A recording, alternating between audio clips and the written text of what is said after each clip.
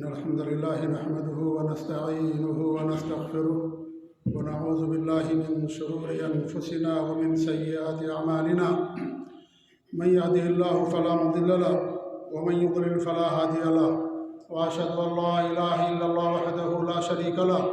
وأشهد أن محمدا عبده ورسوله يا أيها الذين آمنوا اتقوا الله حق تقاته ولا تموتن إلا وأنتم مسلمون يا أيها الناس اتقوا ربكم الذي خلقكم من نفس واحدة وخلق منها زوجها وبث منهما رجالا كثيرا ونساء واتقوا الله الذي تساءلون به والأرحام إن الله كان عليكم رقيبا يا أيها الذين آمنوا اتقوا الله وقولوا قولا سديدا يصلح لكم أعمالكم ويغفر لكم ذنوبكم ومن يطع الله ورسوله فقد فاز فوزا عظيما أما بعد فإن خير الحديث كتاب الله وخير الهدي هدي محمد صلى الله عليه وسلم وشر الأمور محدثاتها وكل محدثة بدعة وكل بدعة ضلالة وكل ضلالة في النار فأعوذ بالله السميع العليم من الشيطان الرجيم بسم الله الرحمن الرحيم لا يحب الله الجهر بالسوء من القول إلا من ظلم وكان الله سميعا عليما وقال في موضع آخر وتعاونوا على البر والتقوى ولا تعاونوا على الإثم والعدوان واتقوا الله إن الله شديد العقاب وقال رسول الله صلى الله عليه وسلم حينما استأذنه رجل فقال ائذنوا له بئس أخو العشيرة أو كما قال صلی اللہ علیہ وآلہ وسلم۔ گزشتہ جمعہ میں نے آپ لوگوں کے سامنے غیبت کی تباہ کاریاں اور اس کے نقصانات کے حوالے سے گفتگو کی تھی، اور خطبے کے اخیر میں نے بات کہی تھی کہ انشاءاللہ آئندہ جمعہ کچھ ایسے حالات ہیں جن حالات میں غیبت جائز ہے، ان حالات کا تذکرہ آج کے اس خطبہ جمعہ میں انشاءاللہ میں کرنے کی کوشش کروں گا۔ اللہ تعالیٰ سے دعا ہے کہ رب العالمین ہم سب لوگوں کو غیبتوں سے محفوظ رکھے، اور اللہ رب العالمین ہم سب کو اپنے دین پر، نبی کی شریعت اور سنت پر قائم اور دائم رکھے، آمین رب العالمین۔ اہل علم نے کتاب اللہ اور سنت رسول کی روشنی میں 6 ایسے حالات ہیں جن حالات میں غیبت کو جائز قرار دیا ہے، اور یہ وہ حالات ہیں جو ضرورت کی بنیاد پر مظلوم کی مدد کرنے کے لیے، شریعت کی حفاظت میں، یا اس طریقے سے جو اسلام کے اصول اور ضابطے ہیں ان کی روشنی میں 6 ایسے حالات ہیں جن حالات میں غیبت کرنا جائز قرار دیا گیا ہے۔ اسی کے تعلق سے 2 آیتیں میں نے آپ کے سامنے پڑھی ہیں اور ایک حدیث مختصر طور پر۔ اور وہ جو حالات ہیں، سب سے پہلی حالت یہ ہے کہ اگر کوئی انسان مظلوم ہے، اس پر ظلم کیا جا رہا ہے، تو بادشاہ کے پاس یا قاضی کے پاس یا وہ شخص جو اس ظالم کے ظلم کو روکنے پر قادر ہے اور اسے اختیار حاصل ہے، اس کے پاس جا کر کے مظلوم انسان شکایت کر سکتا ہے کہ فلاں شخص نے میرے اوپر ظلم کیا ہے، میرے مال پر قبضہ کر لیا، میری زمین پر قبضہ کر لیا ناجائز، یا میری جائیداد پر قبضہ کر لیا، میں مظلوم ہوں، میرے اوپر ظلم کیا گیا، مجھے میرا حق دلوائیے، مجھے میرا حق نہیں مل رہا ہے۔ تو ایسے آدمی کے لیے غیبت کرنا جائز ہے، یعنی اس نے ظالم کی غیبت کی اور ظالم کی برائی کو جا کر کے اس نے بادشاہ کے پاس یا قاضی کے پاس یا جو انسان انصاف دلانے پر قادر ہے اس کے پاس جا کر کے اس نے شکایت کی، تو اسی صورت میں غیبت کو جائز قرار دیا گیا ہے۔ اللہ رب العالمین کا ارشاد ہے لا يحب اللہ الجہر بالسوء من القول الا من ظلم، برائی کے ساتھ آواز بلند کرنے کو اللہ تعالیٰ پسند نہیں کرتا مگر مظلوم کو اجازت ہے، جس پر ظلم کیا گیا ہو اسے اجازت ہے کہ اپنی آواز کو ان لوگوں کے سامنے جو عدل و انصاف کرنے والے ہیں اور ظلم کو روکنے والے ہیں، یا ان کے پاس اقتدار ہے، ان کے پاس اختیار ہے، پاور ہے، وہ بادشاہ ہیں، حاکم ہیں، قاضی ہیں، ایسے لوگوں کے پاس جا کر کے انسان اگر کسی پر ظلم ہوا ہے وہ جا کر کے ان کو بتا سکتا ہے۔ वकान अल्लाहु समीअन अलीमा, और अल्लाह रब्बुल आलमीन सुनने वाला और जानने वाला है। लिहाजा ये करना इस्लाम के अंदर जायज़ है। तो पहली हालत यह है कि मज़लूम जा कर के जालिम की जो जुल्म है उसका, उस जुल्म को उन लोगों के सामने जो अदल इंसाफ करने वाले हैं, जिनको अख्तियार हासिल है, उनके सामने बयान कर सकता है। अबू दाऊद की रवायत है कि अल्लाह के रसूल सल्लल्लाहु अलैहि वसल्लम के पास एक आदमी तशरीफ़ लाए और उन्होंने कहा कि मेरे पड़ोसी ने मेरे ऊपर बहुत ज़्यादा जुल्म किया है। तो हमारे नबी ने कहा कि ऐसा करो तो अपना पूरा सामान ले करके रास्ते में आकर के बैठ जाओ। उन्होंने अपना पूरा सामान निकाल लिया, रास्ते में बैठ गए। जो भी आदमी गुजरता था पूछता था कि भाई क्या बात है, क्या माजरा है। तो कहते कि भाई मेरे पड़ोसी ने मेरे ऊपर जुल्म किया, मुझे ईज़ा और तकलीफ़ पहुंचाई है। सबसे ये बात कहता, जो भी गुजरता सब उनके ऊपर लानत करते कि उस पर लानत हो जिसने तुम्हें तकलीफ़ दी है, तुम्हें ईज़ा पहुंचाई है, तुम्हें परेशान किया है। वो आदमी तक जब ये बात पहुंचती है तो उसके पास आकर के कहता है कि भाई मैं माफ़ी चाहता हूँ, मुझे माफ़ कर दीजिए, आप अपना सामान अपने घर के अंदर लेकर के चलिए, अब हमारी तरफ से आपके ऊपर कोई जुल्म और कोई ताद्दी नहीं होगी। ये अबू दाऊद की रवायत है। तो आपने बाकायदा उसे उन्हें इजाज़त दी और उन्होंने आकर के अल्लाह के रसूल सल्लल्लाहु अलैहि वसल्लम के पास अपने पड़ोसी के जुल्म के बारे में बात की और कहा कि मेरा पड़ोसी मेरे ऊपर जुल्म कर रहा है, मुझे ईज़ा और तकलीफ़ पहुंचा रहा है।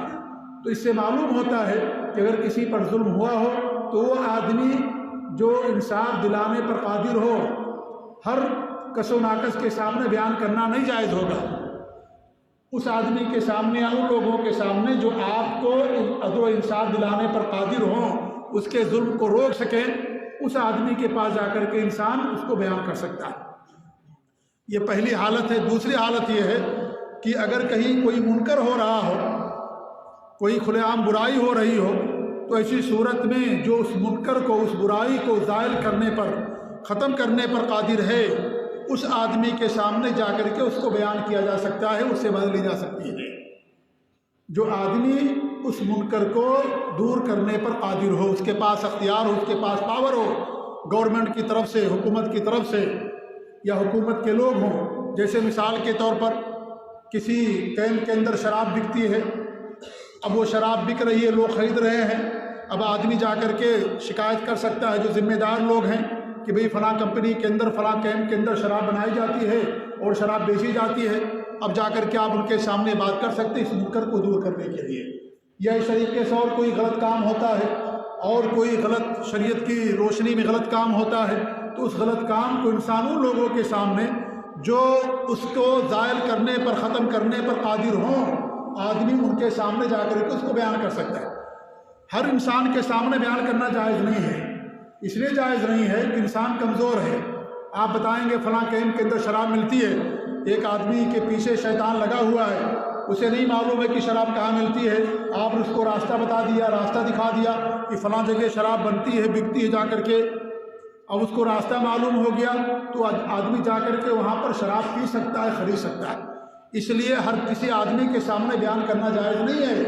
किसके सामने जायज़ है? जो पुलिस है, मान लीजिए बाजी हैं, या हुकूमत की तरफ से जिनको पावर मिला हुआ है,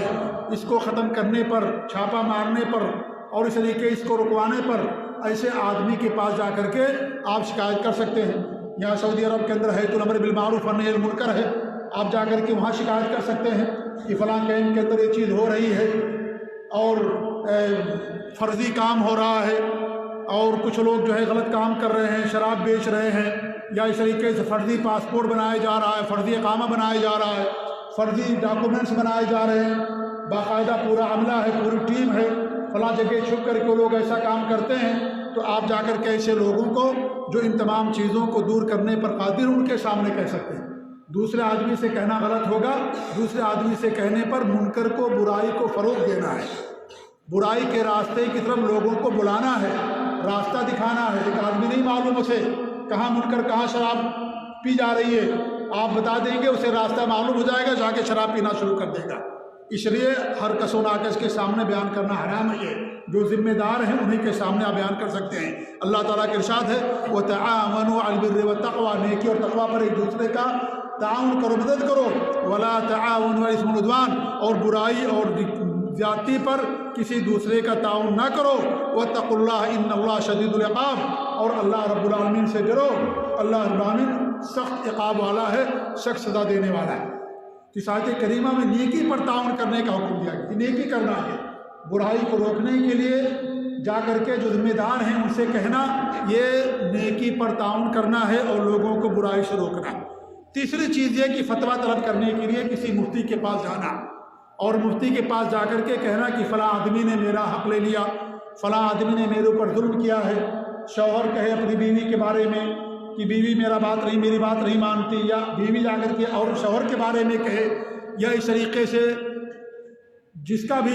پر ظلم ہو یا جس کو حق نہ مل رہا ہو اور وہ فتویٰ اس کے تعلق سے پوچھنا چاہتا ہے تو مفتی کے پاس جا کر کے بیان کر سکتا ہے۔ لیکن اس میں بھی علماء نے یہ بیان کیا کہ بہتر یہ ہے کہ انسان نام نہ لے، یہ کہے کہ اگر کسی آدمی کے اوپر ایسا ہو رہا اس کو کیا کرنا چاہیے۔ کسی کی بیوی اگر اس کا حق ادا نہیں کر رہی ہو یا اس کی بات نہ مان رہی تو شوہر کو کیا کرنا چاہیے، یا بیوی جا کر کے کہے کسی کا شوہر ایسا ہو جو اس کی بات نہ مان رہا ہو، اس کو حق نہ دیتا ہو، اسے خرچ نہ دیتا ہو، تو اس کے بارے میں کیا کہتے ہیں، کیا اسلام کا حکم ہے۔ نام لیے بغیر اگر اس طریقے سے پوچھے تو علماء نے کہا کہ اور زیادہ بہتر ہے، لیکن ایسی صورت میں نام بھی لیا جا سکتا ہے۔ مستفتی جو فتویٰ طلب کرنے والا ہے وہ نام لے سکتا ہے کہ میرے اوپر ایسا ہو رہا ہے، میرا حق نہیں مل رہا ہے، تو اسی صورت میں شریعت کیا کہتی ہے۔ چوتھی چیز یہ ہے میرے بھائیوں کہ کسی کے شر سے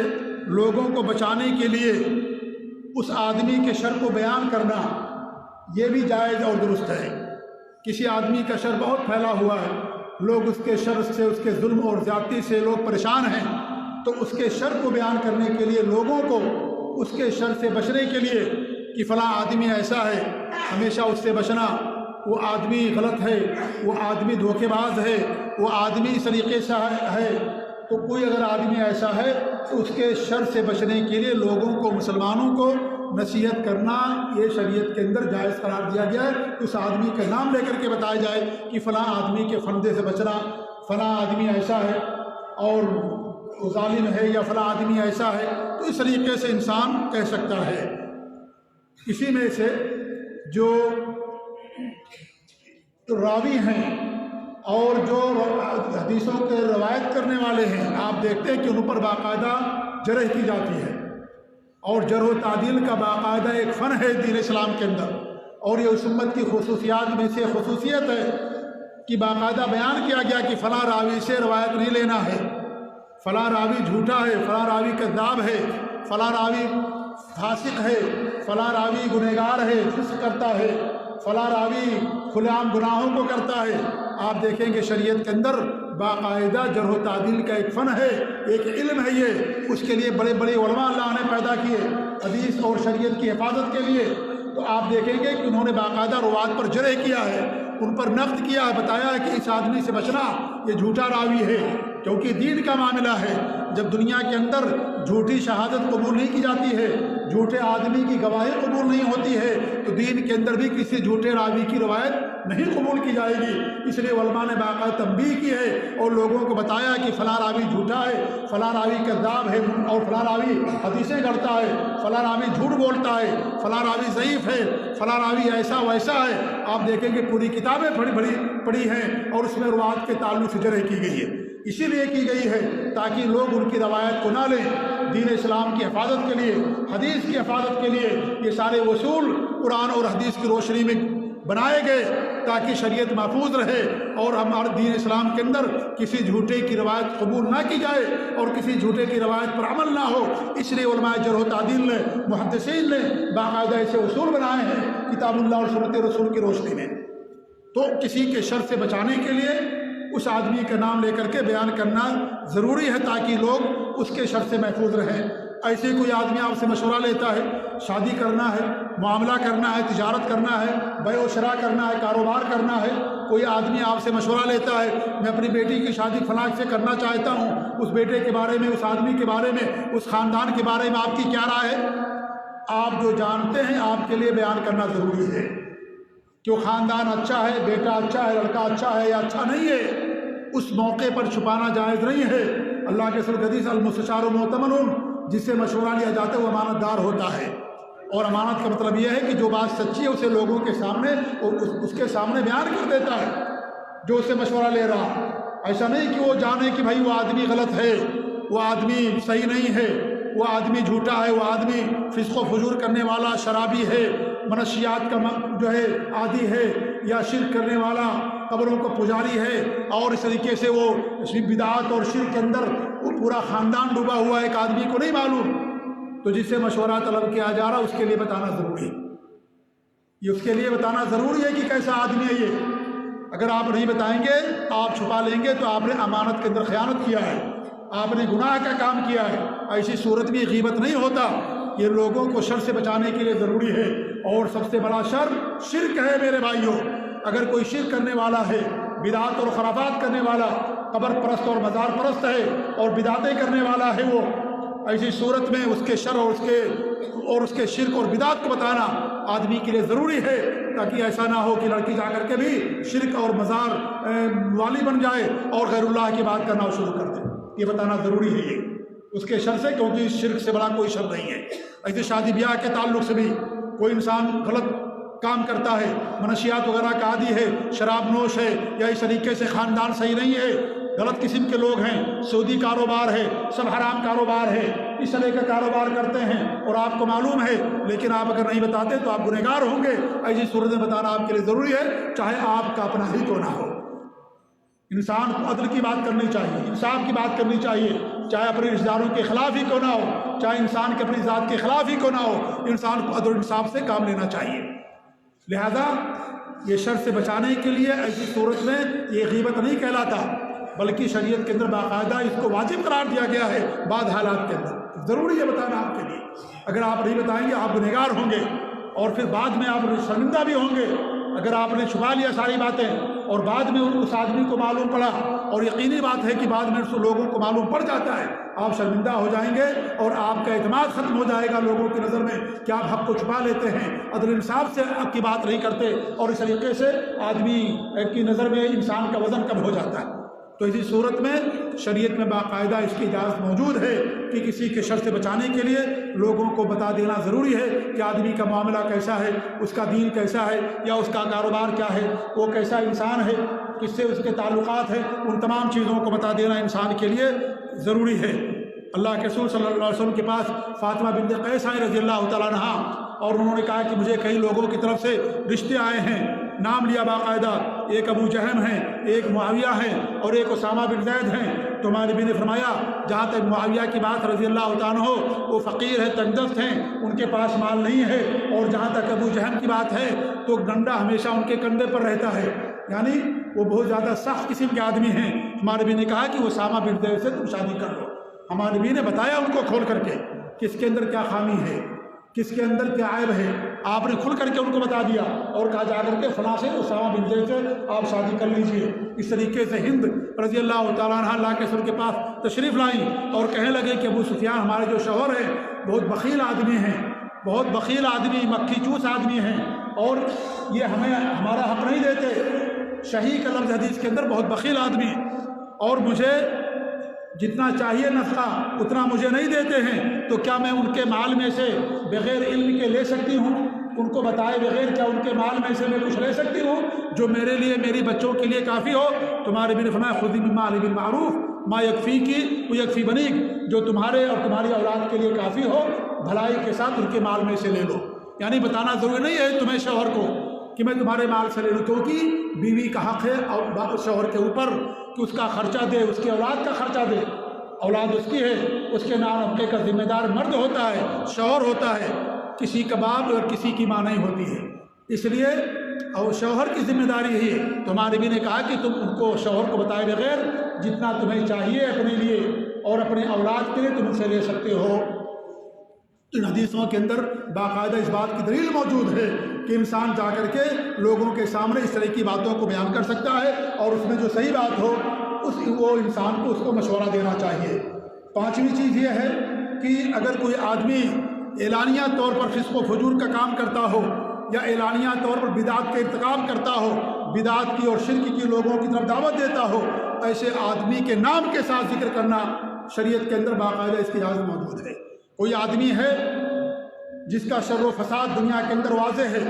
یا اس کی بدعات اور خرافات لوگوں کے سامنے واضح ہے، لوگوں کو بدعات اور شرک کی طرف بلاتا ہے، ایسے آدمی کے شر سے لوگوں کو تنبیہ کرنا ضروری ہے، کیونکہ اسلام کی حفاظت سب سے اولا اور مقدم ہے، توحید کی حفاظت سب سے اولا اور مقدم ہے۔ لہذا اگر کوئی ایسا آدمی ہے جو کھلے عام شرک اور بدعات کی، مزار پرستی، قبر پرستی اور بدعات اور خرافات کی طرف دعوت دیتا ہے، ایسے آدمی کا نام لے کر کے لوگوں کو تنبیہ کرنا ضروری ہے، تاکہ کوئی آدمی اس کے دھوکے میں نہ آئے، کوئی دھوکے میں اس کے اندر نہ آئے کہ بھئی آدمی جو ہے لوگوں کو بلا رہا اپنی طرف، شرک اور بدعات کی طرف لوگوں کو نہیں معلوم ہے۔ لہذا ایسے آدمی کے بارے میں بتانا ضروری ہے تاکہ لوگ اس کے شرک سے بچ سکیں اور بدعات اور خرافات سے بچ سکیں۔ جیسا کہ حدیث کے اندر آتا ہے کہ ایک آدمی اللہ کے رسول کے پاس تشریف لایا، ایک آدمی، تو ہمارے نبی نے آنے سے پہلے کیا کہا؟ بئس اخو العشیرہ، یہ اپنے خاندان کا بہت برا انسان ہے، برا انسان ہے قبیلے کا۔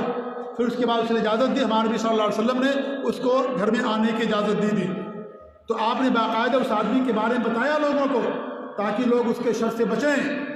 اس کے ظلم اور تعدی سے لوگ بچیں۔ اس لیے ہمارے نبی صلی اللہ علیہ وسلم نے بتایا کہ برا انسان ہے، یہ اپنے قبیلے کا اور اپنے خاندان کا برا انسان ہے یہ۔ اس طریقے سے حدیث کے اندر آتا ہے کہ ہمارے نبی صلی اللہ علیہ وسلم نے دو آدمیوں کے بارے میں فرمایا کہ یہ جو فلاں فلاں آدمی ہیں انہیں اپنے دین کے بارے میں کچھ نہیں معلوم ہے۔ اور اس حدیث کی بخاری کی حدیث ہے، لیث بن سعد رحمۃ اللہ علیہ اس حدیث کے روات میں سے فرماتے ہیں کہ جو دو آدمی تھے منافقین میں سے تھے،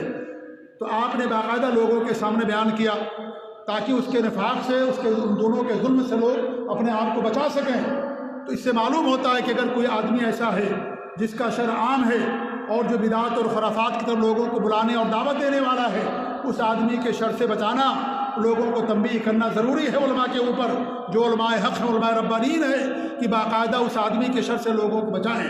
ایسے جو جماعتیں ہیں، جو جماعتیں شرک اور بدعات اور خرافات کے اندر ملوث ہیں، ان جماعتوں سے تنبیہ کرنا بھی ضروری ہے، کیونکہ عوام الناس کے پاس علم نہیں ہوتا، ان کے پاس گہرائی نہیں ہوتی، انہیں نہیں معلوم ہوتا کون جماعت صحیح کون جماعت صحیح نہیں ہے، کس جماعت کے اندر خیر ہے یا کون جماعت توحید کی طرف بلانے والی ہے، اور کے اندر کیا ہے اور کس کے اندر کیا شرک ہے، کیا بدعات خرافات ہے۔ آج بہت سارے لوگوں کو اس کا علم نہیں ہوتا، لہذا جہاں افراد کے بارے میں بتانا ضروری ہے، وہی جماعتوں کے بارے میں بتانا ضروری ہے، تاکہ اس جماعت کے شر سے اور اس کے فتنہ فساد سے پوری امت محفوظ رہے۔ یہ اسلام کا بڑا حق ہے میرے بھائیوں، کہ دین اور توحید اور سنت کی حفاظت کے لیے باقاعدہ اس بات کی اجازت دی گئی۔ ایسے چھٹا ہوا ہے کسی آدمی کی تعریف کے طور پر بیان کیا جا سکتا ہے، جیسے کوئی آدمی نابینا ہے مان لیجئے، اور وہ آدمی کو لوگ نہیں جانتے، اسی وقت جانتے ہیں، یا اس طریقے سے انسان لنگڑا ہے مان لیجئے، اس کے چلنے میں لنگڑا پن ہے، لوگ اس کو اسی سے نام سے جانتے ہیں، تو ایسی صورت میں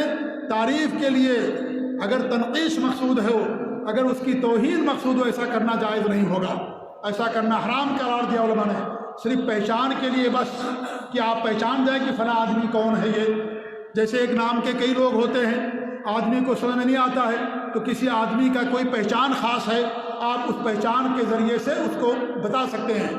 جیسے روایت کے اندر آتا ہے آمش کہا جاتا ہے، یا اس طریقے سے آرج اور اسم اور احول، یہ سب القاب ہیں۔ آرج کے معنی لنگڑا، آمش کے معنی جن کی آنکھ کے اندر کچھ عیب ہو، کمی ہو، یا اس طریقے سے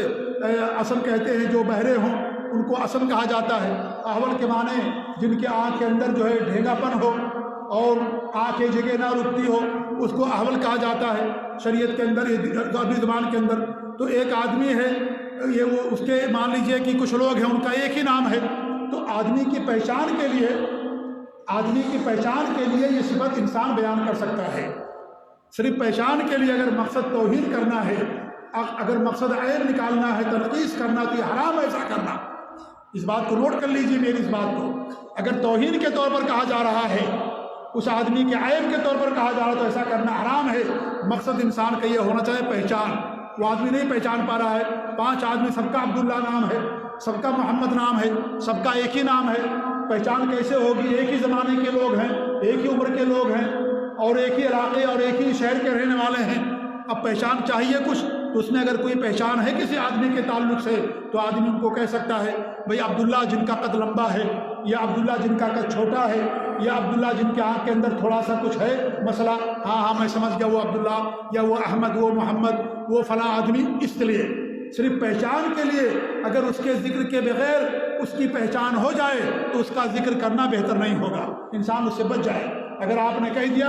عبداللہ یا محمد نام لے لیا، پہچان گیا، تو پھر آپ اس کی صفت بیان کرنے کی ضرورت نہیں ہے۔ لیکن اگر وہ نہ پہچان پائے تو بھائی بہت سارے اس نام کے ہیں، آپ کی مراد کون ہیں، تب ایسی صورت میں آپ ان کی پہچان کے طور پر یہ صفت آپ بیان کر سکتے ہیں۔ لہذا توہین کے طور پر، تنقیص کے طور پر عیب بیان کرنے کے لیے کسی بھی صورت میں ایسا کرنا جائز نہیں شریعت اسلامیہ کے اندر۔ تو یہ 6 اسباب اور حالات ہیں جن حالات کے اندر شریعت اسلامیہ کے اندر کسی آدمی غیبت کرنا جائز قرار دیا گیا ہے، اس کے شر سے بچنے کے لیے، یا اس کی پہچان کے لیے، یا اس کے بدعات اور خرافات سے لوگوں کو تنبیہ کرنے کے لیے، یا اس آدمی کے ظلم اور زیادتی سے لوگوں کو بچانے کے لیے، یا کسی کا حق دینے کے لیے۔ ان تمام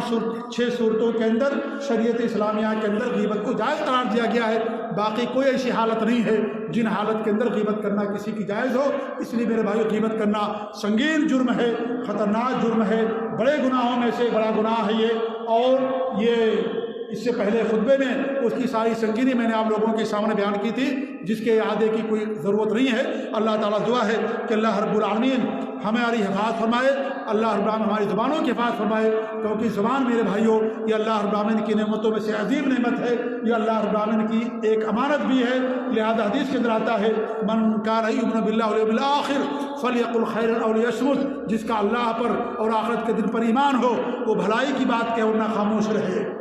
اگر بھلائی کی بات نہیں کر سکتا تو انسان خاموشی اختیار کر لے۔ لہذا زبان کی حفاظت کرنا بہت ضروری ہے۔ ہمارے نبی نے فرمایا سب سے زیادہ جہنم میں لے جانے والی جو چیزیں ہوں گی، ایک تو انسان کی شرمگاہ ہوگی، اور ایک انسان کی زبان ہوگی، جو اس کا منہ ہے، جس منہ کے اندر زبان اللہ نے رکھی ہے، وہ زبان انسان کو جہنم کے اندر لے جانے والی ہوگی۔ لہذا زبان جہاں بہت بڑی نعمت ہے وہیں 2 دھاری تلوار بھی ہے، اس کے دونوں طرف دھار لگی ہوئی ہے، آپ جدھر بھی الٹیں گے وہ آپ کے لیے خطرہ ہی ہوگی۔ لہذا کوئی بھی بات کرنے سے پہلے انسان کو تولنا چاہیے کہ ہماری بات صحیح ہے یا ہماری بات غلط ہے، کسی غیبت تو نہیں ہو رہی ہے، کوئی غلط بات تمہاری زبان سے نہیں نکل رہی ہے، کوئی منکر اور شرک اور کوئی کفر کی بات تو نہیں نکل رہی ہے۔ اس لیے انسان کو اپنی زبان کی حفاظت کرنا بہت ضروری ہے۔ اللہ تعالیٰ دعا ہے کہ اللہ رب العالمین ہمیں اپنی زبانوں کی حفاظت کرنے کی توفیق دے۔ اللہ رب العالمین ہم سب کو دین پر اور نبی کی سنت اور شریعت پر قائم رکھے، آمین۔ بارک اللہ علیہ ولکم فی القرآن العظیم ونفعنی وإیاکم بالآیات والذکر الحکیم، انہ تعالی جواد کریم ملک رؤوف رحیم۔